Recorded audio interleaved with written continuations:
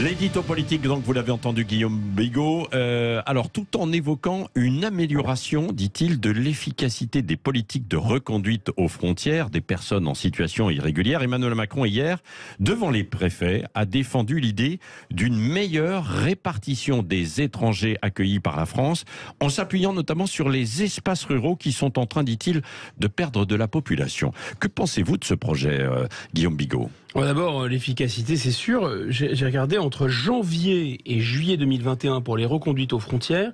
La justice française a ordonné 7731 fameuses OQTF, obligation de quitter le territoire français, et 22 ont été exécutés. Donc il y a effectivement un peu de la marge. Le président de la République, effectivement, dans une allocution au préfet, a annoncé son intention de réformer le droit d'asile début 2023.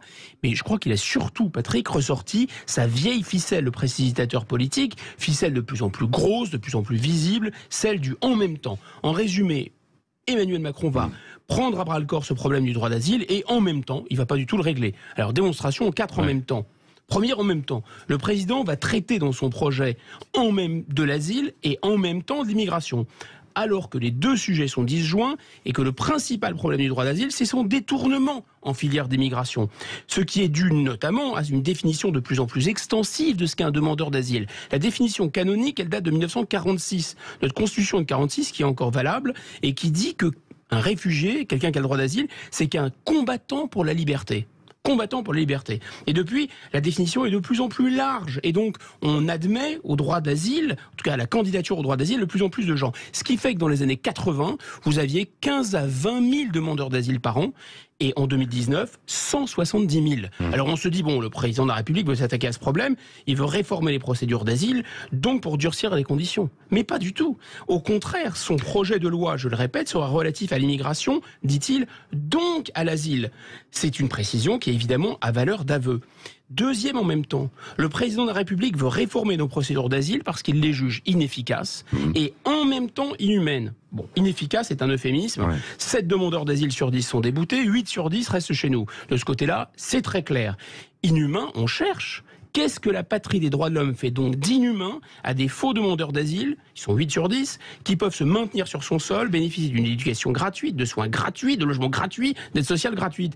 Qu'est-ce que la France ferait subir d'inhumain à ces Géorgiens, Albanais, Bengalis, Afghans, alors qu'elle leur offre parfois ce qu'elle refuse à ces 9 millions de pauvres de toutes origines et toutes nationalités qui sont déjà sur son sol? Réponse surréaliste du chef de l'État, je le cite. Notre politique consiste à mettre des hommes et des femmes qui arrivent, qui sont dans la plus grande misère, dans les quartiers les plus pauvres. Diantre, mais où est-ce que l'homme qui a proclamé la fin de l'abondance voulait les accueillir? Dans les quartiers les plus chics? On a vraiment l'impression, souvenez-vous de ce sketch de Coluche avec un autostoppeur qui se plaint auprès du conducteur que le siège n'est pas en cuir. Troisième en même temps présidentiel, consistant encore à concéder d'une main ce qu'ils s'empressent de reprendre de l'autre. Emmanuel Macron entend cette fois revendiquer le fait d'avoir tapé du poing sur la table en limitant de 50% les visas octroyés aux pays du Maghreb.